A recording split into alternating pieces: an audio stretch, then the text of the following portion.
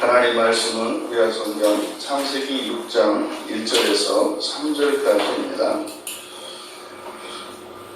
우리 같이 한 목소리로 함께 읽겠습니다. 사람이 땅 위에 번성하기 시작할 때에 그들에게서 딸들이 나니 하나님의 아들들이 사람의 딸들의 아름다움을 보고 자기들이 좋아하는 모든 여자를 아내로 삼는지라. 여호와께서 이르시되 나의 영이 영원히 사람과 함께하지 아니하리니 이는 그들이 육신이 되리라. 그러나 그들의 날은 120년이 되리라 하시니라. 아멘. 또 다른 타락과 120년이라는 제목으로 설교하려고 합니다. 또 다른 타락과 120년. 본문은 굉장히 중요한 내용을 기록하고 있는데, 먼저 1절에 사람이 땅 위에 번성하기 시작할 때에, 지금 우리는 에덴 동산에서 아담과 하와가 하나님의 말씀을 어기고 금한 선악과를 먹고 난 이후에 이제 에덴 동산에서 쫓겨난, 그리고 그 이후에 그 아담의 그 자손들, 아담의 그 세 아들, 아담의 큰 아들의 살인사건 이후에 자손들이 이제 퍼져나가면서 이 죄악도 점점 자라나는 것을 우리가 살펴봤습니다. 그런데 지금 1절에서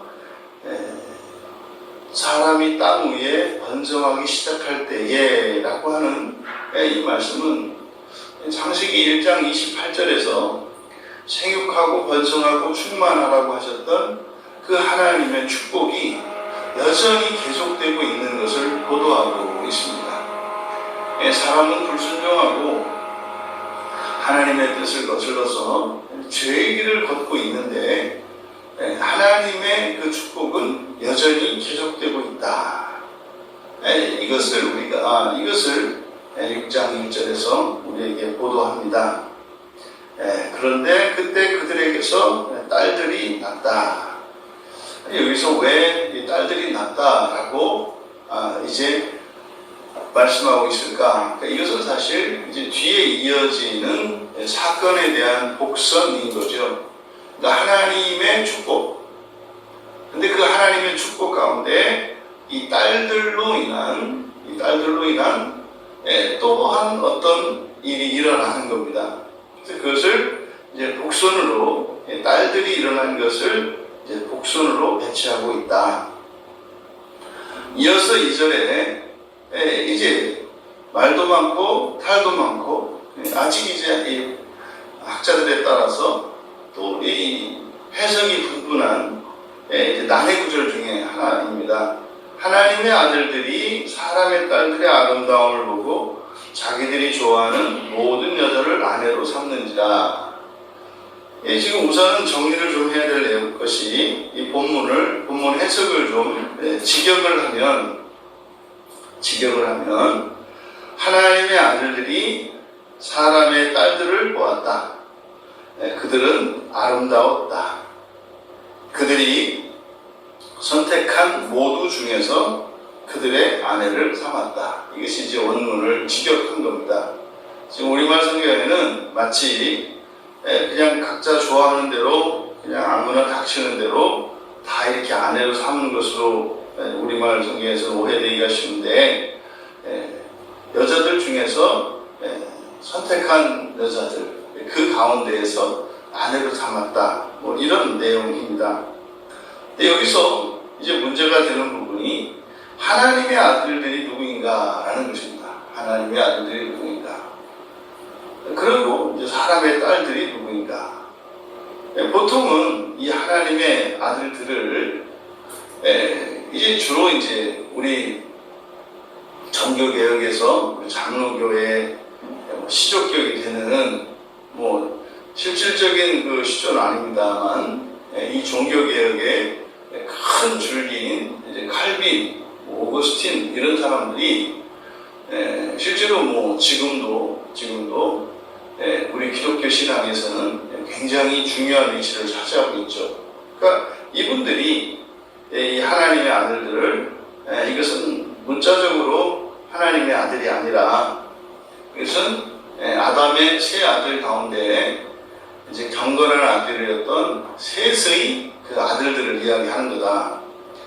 그렇게 하면 이제 딸들은 그러면 뭐 가인의 후손의 딸이다. 뭐 이렇게 이해를 이제 하게 되는데 그것은 맞지가 않습니다. 왜냐하면 우리가 살펴보았습니다만 가인의 후손 가운데에서도 구원의 명맥이 이어져 가고 있지 않아요. 또 셋의 후손 가운데에서도 또 여전히 타락하는 일들이 일어나고 있잖아요. 그게 뭐 유태인이라고 해서 뭐 이렇게 하나님의 백성이니까 유태인이니까 그 사람들은 그냥 유태인이면은 무조건 하나님 인정하시고 이방인은 버리시고 이게 아니란 말이죠.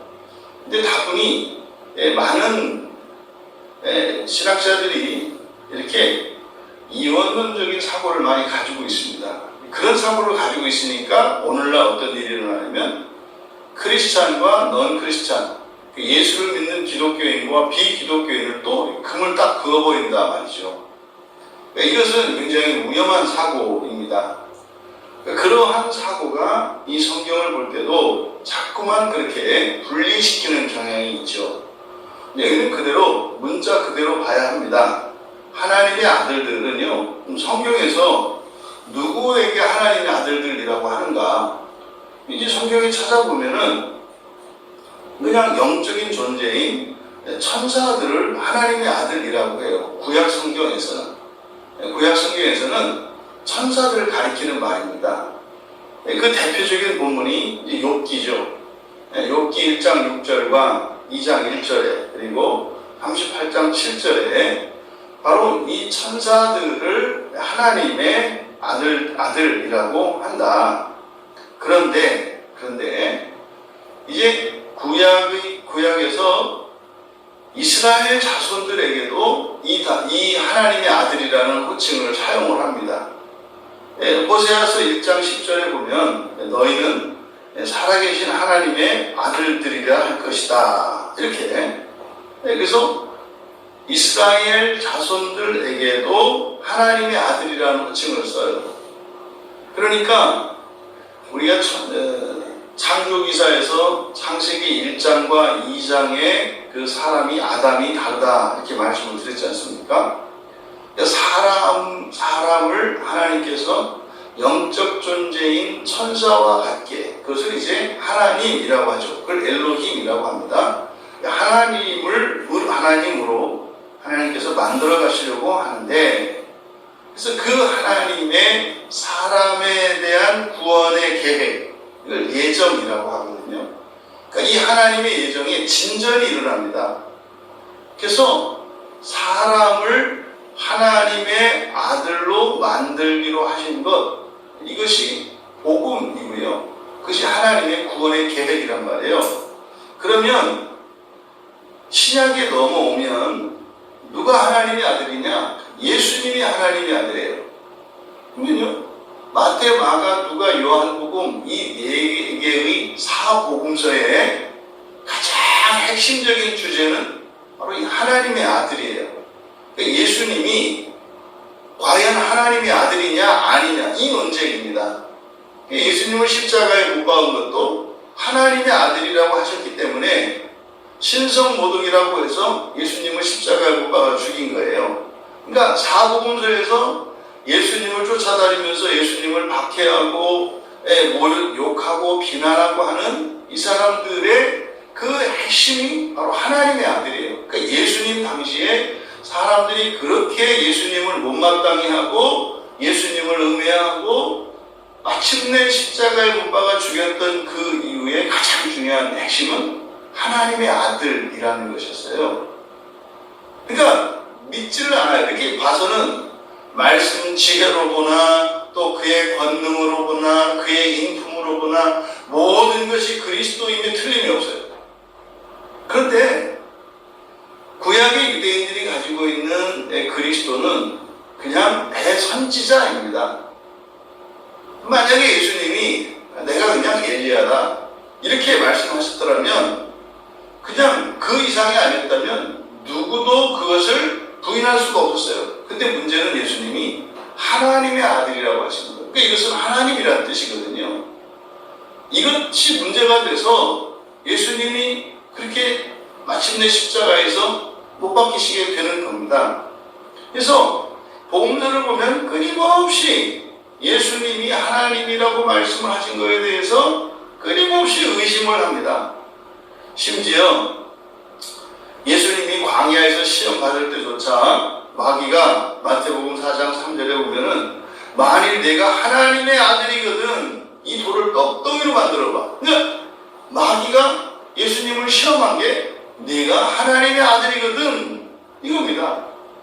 또 그런데 이제 뒤로 가면 마태복음 8장 29절에서 그 거다란 지방의 그 귀신이 군대 귀신이 예수님을 딱 보고 뭐라고 하냐면 하나님의 아들이요 이렇게 얘기해요. 하나님의 아들이요 우리가 당신과 무슨 상관이 있습니까? 그리고 베드로의 신앙 고백에서 마태복음 16장 16절에 주는 그리스도시요 살아계신 하나님의 아들이십니다. 그러니까 이와 같이 복음서의 핵심적인 주제가 하나님의 아들이에요. 그래서 하나님의 아들인 것을 믿는 겁니다. 예수를 믿으십니까? 우리가 예수를 믿는다라고 했을 때 예수님의 모든 말씀을 믿는 것이고 예수님의 존재를 믿는 것인데 예수님은요 하나님의 아들이라는 것을 믿는 것입니다. 그리고 사람의 아들, 동시에 사람의 아들이시면서 하나님의 아들이신 것을 믿는 것입니다. 그래서 마침내 이제 마가복음에 들어가서 마가복음 1장 1절에서 하나님 아들 예수 그리스도의 복음의 시작이다 이렇게 얘기를 하죠. 그래서 이 복음서에서는 끊임없이 예수님을 공격하려고 하는 자들은 하나님의 아들이라는 것을 부인하는 자들이고 그런데 마침내는 귀신들도 인정을 하고 그리고 예수님이 무덤에서 다시 살아나셨을 때 그걸 지키던 백부장과 군사들이 하나님의 아들인 것을 인정하고 이제 결국은 하나님의 아들인 것을 인정하는 이야기입니다. 그리고 나서 또 누구를 하나님의 아들들이라고 하냐면 그리스도인입니다. 그리스도인. 그러니까 마태복음 5장 8절에서 화평하게 하는 자는 복이 있나니 그들이 하나님의 아들이라 일컬음을 받을 것이니요 이렇게 얘기합니다. 그러니까 예수님께 그리고 이제 그리스도인에게 표현을 아들이라는 표현 대신 자녀라고 하는 표현으로 또 사용이 되죠. 누가복음 20장 36절에 보면 부활의 자녀로서 하나님의 자녀다 이렇게 얘기합니다. 하나님의 자녀다. 그리고 요한복음 1장 12절에 영접하는 자, 곧 그 이름을 믿는 자들에게 하나님 자녀가 되는 권세를 주셨다 그래요. 로마서 8장 16절에서는 성령이 증언하신다 그래요. 우리가 하나님의 자녀라고 하는 것을 성령이 증언하신다 그래요. 그러면 이 하나님의 아들에 대한 성경의 진술을 보면 천사들을 1차적으로 천사들을 가리키는 말인데 근데 구약 성경 속에서도 구약의 하나님의 택함을 받았던 이스라엘 자손들도 하나님의 아들이라고 하는 사실이 나타나고 마침내 예수님이 이 땅에 오셨을 때 바로 예수님의 하나님의 아들이신 것 그리고 예수 그리스도를 그 이름을 영접하고 믿는 자들에게 하나님 자녀되는 권세를 주셔서 이제 그들을 통하여 그들을 하나님 아들로 하나님의 자녀들로 빚어간다는 사실을 알 수가 있습니다. 근데 이것은 계시 진전 속에서 그렇고 지금 창세기 6장의 이 문맥에서는 이때 하나님의 아들은 누구예요? 이거는 아직 천사를 나타내는 말이라고요. 그러면 여기서 이제 그런 얘기를 한다고요. 어떻게 지금 천사가 사람의 딸과 그렇게 만나서 자식을 낳았다는 게 말이 되느냐? 여러분, 여기서 하나님의 아들과 사람의 딸들이 만나서 자식을 낳은 사건은 장차 마리아에게 성령으로 잉태하여 자식이 예수님을, 그러니까 동정녀 탄생에 대한 예표인 거예요. 성령께서 마리아를 통하여 예수를 주셨던 것처럼 영적인 실체인 천사들이 사람들에게 이렇게 동정녀 탄생을 할 수가 있다는 것이 이미 여기서 나타난 겁니다. 그러면은 이것을 만약에 천사와 사람 사이에서 사람의 자식이 태어날 수 없다 이렇게 하게 되면 동정녀 탄생을 부인하게 되는 게 돼요. 그럼 그러니까 성령은 하나님이니까 천사도 하나님이라니까요. 구약성경에서 똑같은 엘로힘, 그러니까 엘로힘은 다르지만 용어상으로는 엘로힘을 사용한다니까요. 그래서 하나님과 사람 사이에 이 자녀가 태어나는 것은 장차 예수 그리스도의 이 동정녀 탄생에 대한 구약의 예표인 거죠. 그래서 왜 이걸 이제 못 받아들이냐면 바로 하나님의 아들, 누가? 그리스도인이 하나님의 아들, 실질적인 존재력으로 하나님의 아들이 되는 것을 부인하기 때문에 그렇게 결론을 내놓으니까 이걸 거슬러 올라가서 부인하게 되는 거죠. 어쨌든 여기서 하나님의 아들은 천사입니다. 그러면 천사와 사람의 딸들이 결혼을 합니다. 이것은 하나님의 창조 섭리를 어기는 것이 돼요. 사람은요, 사람과 남자가 여자와 결혼을 하는 것이고 여자가 사람인 남자와 결혼을 하는 것이지 사람이 천사와 결혼하는 것은 이것은 하나님의 창조 섭리를 거스르는 거예요. 그러면 여기 본문에서는 하나님의 아들들이 그들을 아내로 삼았다. 그렇다 해서 그러면 지금 이 여자들을 꽁꽁 묶어다가 포로로 삼았다. 이런 내용이 아니죠. 이 사람의 딸들의 눈에 천사가 이 광명의 천사로 나타나니 얼마나 영광스럽고 아름다웠겠습니까?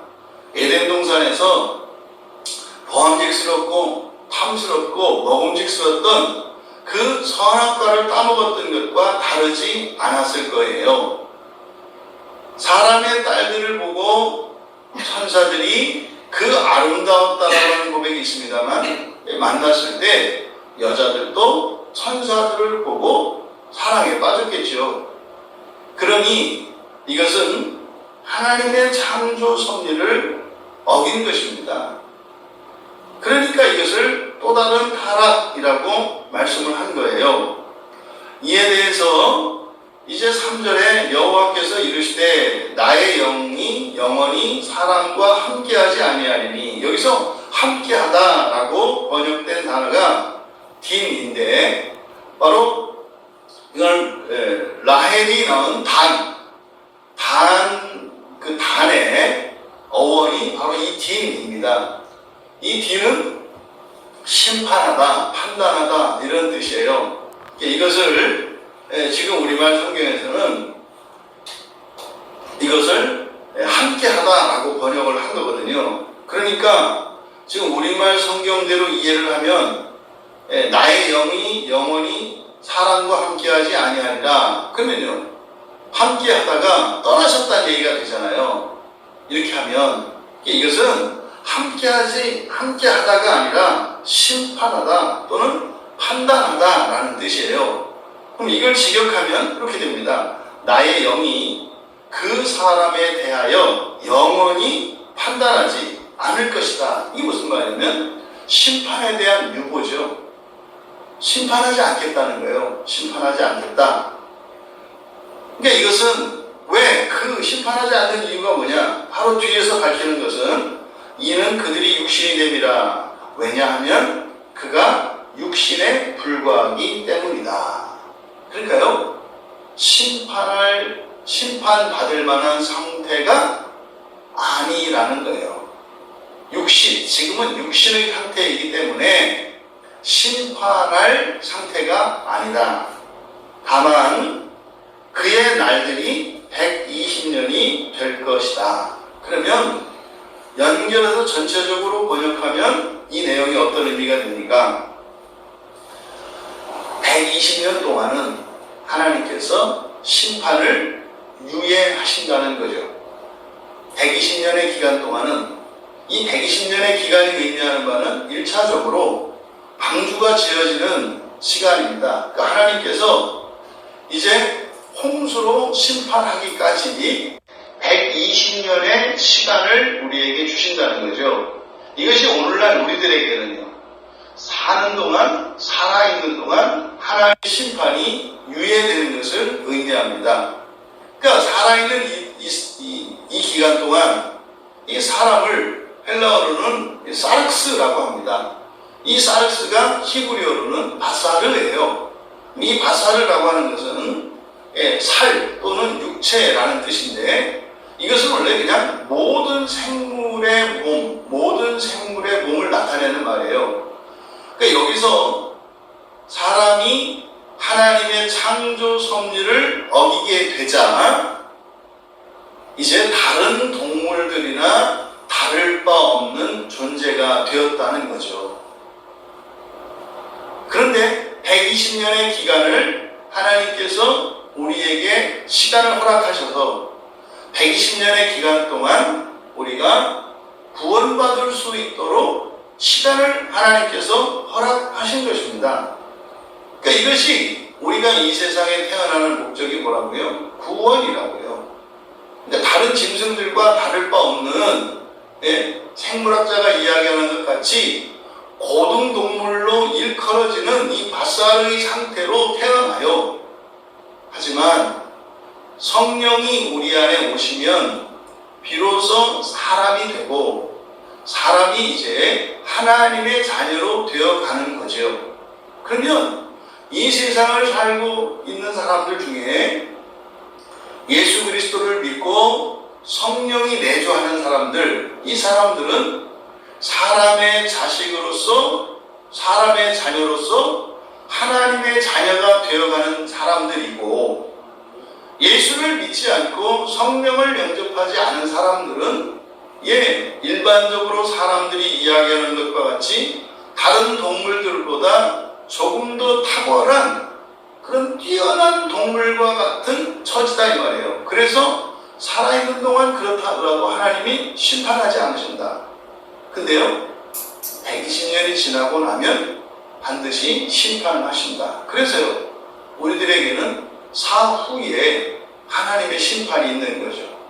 바로 이 창세기 6장 3절의 이 말씀이 우리들의 사후 세계에 있을 그 심판에 대하여, 그리고 살아있는 동안에 왜 그렇게 악한 자들이 번성하는데도 하나님이 침묵하는지에 대하여 말씀하는 거예요. 하나님께서요, 120년 동안은 심판하지 않겠다라고 말씀을 하셨기 때문에 그것을 물어볼 필요가 없는 거죠. 왜 이 땅에 그렇게 악이 성합니까? 왜 어찌하여 이 땅에 의인들이 박해를 받으며 가난과 질병 속에서 고통을 겪어야 하는 것입니까? 하나님은 더 먼저 아파하시고 안타까워하십니다.